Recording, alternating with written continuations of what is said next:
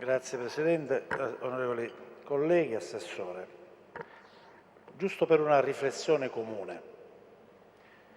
I dipendenti di questi sportelli multifunzionali vengono assorbiti dopo una selezione organizzata dal governo regionale, dall'assessore competente. Vengono chiamati ad espletare una funzione che a tutt'oggi stanno espletando, che è quella dell'orientamento, della selezione di personale,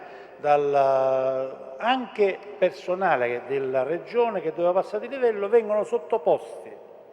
all'attenzione e alla valutazione di queste risorse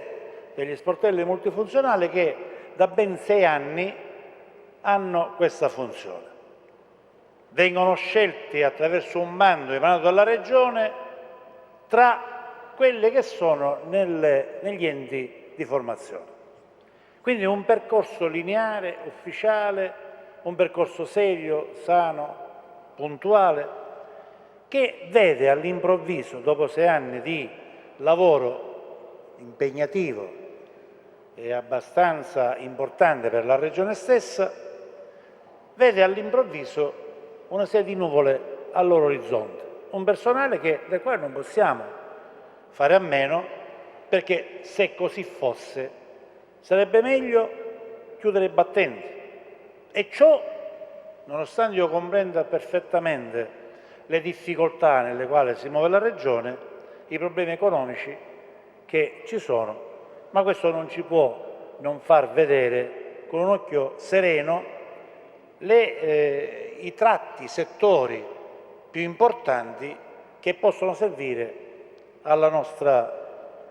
Regione. Vede, in questi giorni, la butto lì così magari lei ne potrà fare uso per quello che ne riterrà utile, assistiamo in questi giorni a un mare di immigrati che stanno invadendo le nostre coste e che attraverso le nostre coste invaderanno la Sicilia, l'Italia e l'Europa.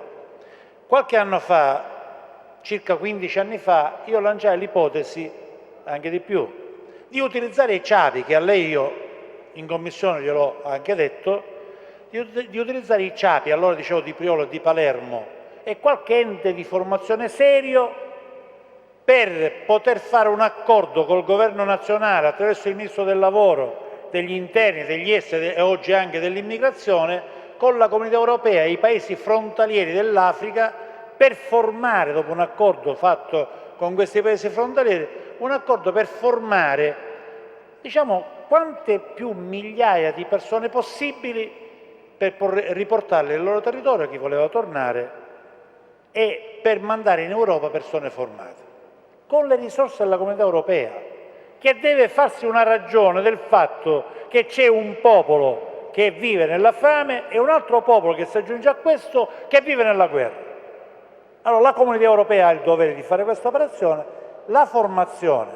i formatori che oggi rischiano di andare a casa per mancanza di risorse, perché l'indirizzo politico della Regione è un altro, perché il governo ha difficoltà, non lo so che cosa.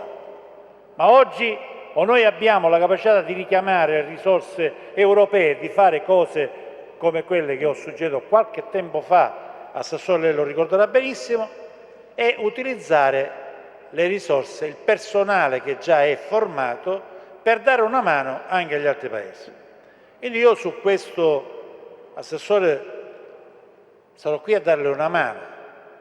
perché i responsabili dipendenti funzionali degli sportelli multifunzionali possano continuare il loro lavoro e il loro impegno,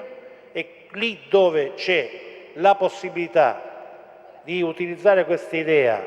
che può anche allargarsi a tutte le IPAB siciliane, che non servono a niente, in questo momento sono soltanto un punto di sperpero di denaro, per cui se una parte di IPAB viene venduta perché non serve più è un dato, se quella parte che invece ha ancora del personale attivo può essere utilizzato come contenitore per questi immigrati, come contenitore per fare anche la formazione, se tutto il settore della formazione può essere rivisto rispetto a questa novità, a questo suggerimento, io credo che noi avremo fatto un'opera meritoria per noi, per i siciliani e per tutta l'Europa, oltre che ovviamente per gli immigrati. Grazie.